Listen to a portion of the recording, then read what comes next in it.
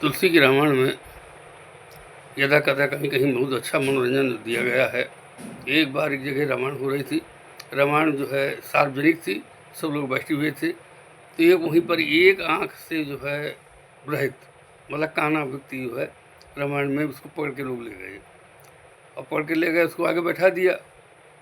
वो रामायण का जानकार था, रामायण जो है सुनता जानता था, लेकिन लोग परिहास के तौर पर उसको ले गए और बैठा दिया आगे। आगे बैठ गया तो जो है वो वहाँ से उठना चाहा कि मुझे लोग जो है दूषित ना कहें, देखें ना मेरी तरफ, ऐसा ना करे। तो वहाँ से उठना चाहा, तो वहाँ से पंडित जी ने सबने कह दिया बैठो बैठो बैठो। तो बैठ गया। जब बैठ गया तो थोड़ी देर फिर वो एक चौपाई जो है पंडित जी ने उठाई कि जिन हरि कथा सुनी नहीं काना।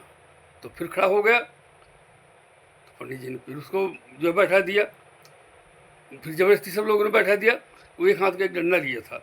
जब दोबारा जो पंडित जी ने यहीं से उठाया चौपाई, जिन्हें कथी सुनी नहीं कहना, श्रवण रंध्याई भवन समाना, तो उसे 2-3 डंडा जो है पंडित जी के मारा और उठ के खड़ा हो गया। तो पंडित जी कहा बड़े मूर्ख हो, और तुम जो भगवान की कथा नहीं सुन रहे हो, कहने चौपाई कहते जा रहे हो जिन्हें कैसे सुनी नहीं कहना, तुम कैसे सुनूं?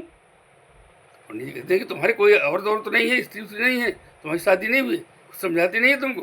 कहने समझाती है, लेकिन रामायण में ये लिखा है कि नारी सिखावन करे न काना, मूढ़ तो ये माना।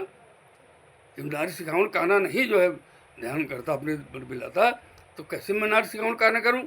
कहने तो फिर कोई लड़के बच्चे नहीं तुम्हारे, लड़के बच्चे समझाए? कहते हैं बालक भजन करिए नहीं कहना। जो परशुराम ने वहाँ राम ने कहा है परशुराम संबंध में कि बालक भजन करिए नहीं कहना, परशुराम को समझाया इस तरह कह के।